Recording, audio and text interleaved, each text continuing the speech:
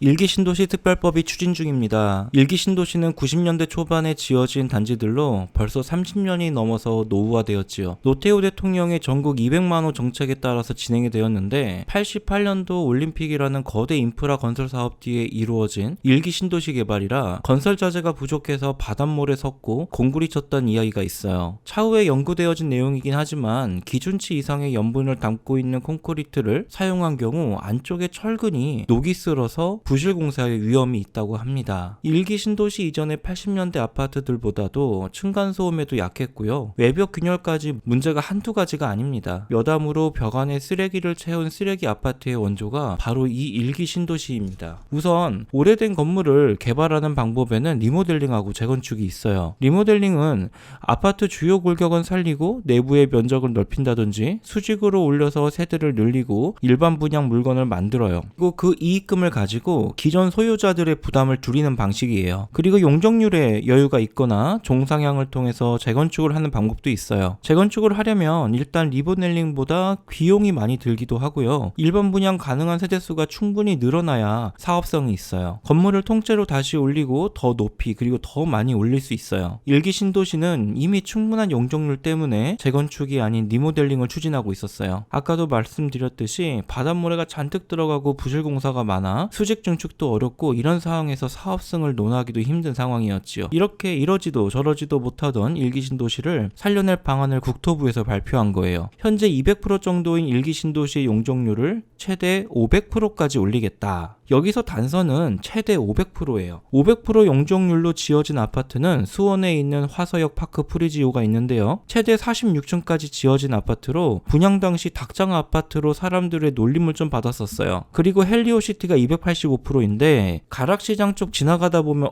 좀 빡빡한데? 느낌을 주는 게 이 헬리오시티였어요. 이미 선례가 있는 만큼 거주하시는 분들의 평을 들어보면 좋을 듯해요. 또 고층에 거주하시는 분들에게는 거주 불편을 끼칠 만큼은 아니다 라는 평이 많고요.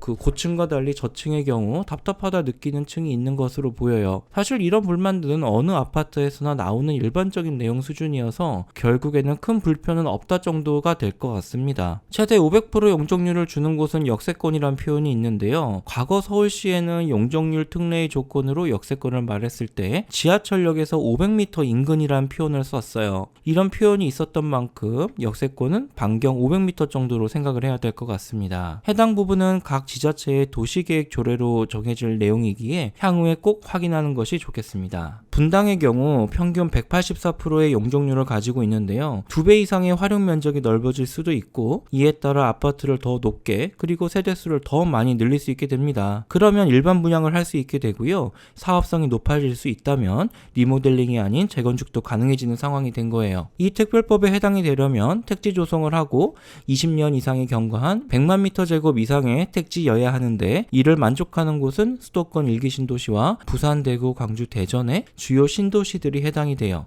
물론 아무리 용적률이 높다고 해도 분양가라든지 이런 사업성이 나와야 재건축이 진행이 될 거예요. 일기 신도시의 노후 아파트를 분양한 분들에게는 호재이지만 여러 문제를 발생시킬 수 있어요. 재건축에 따른 이주민들로 주변 전세시장의 가격이 올라가게 되고요. 재건축이 완료되면 해당 지역은 과밀지역으로 교통, 생활 폐기물, 학교 등 인프라적인 문제가 발생하기도 해요. 위례 신도시 주민들이 가장 힘들었던 게 교통 문제였어요. 아파트부터 올리고 교통 개선을 했거든요. 그리고 남양주 일부 초등학교는 초과밀이에요. 한 학년에 10반이 넘어가기도 합니다. 이런 문제로 선 인프라 후 입주가 되어야 된다고 생각을 합니다. 최근 부동산 가격의 하락과 금리 인상으로 인한 분양시장이 꽁꽁 얼어붙어서 향후 3년 이후는 공급이 씨가 말라버릴 가능성이 있어요. 공급이 막히면 결혼이나 분가 등으로 발생하는 기초적인 수요를 감당 못하고 부동산 가격이 상승할 여지가 충분합니다. 일기 신도시의 개발이 공급 여백을 막아주는 초석이 되길 기대합니다.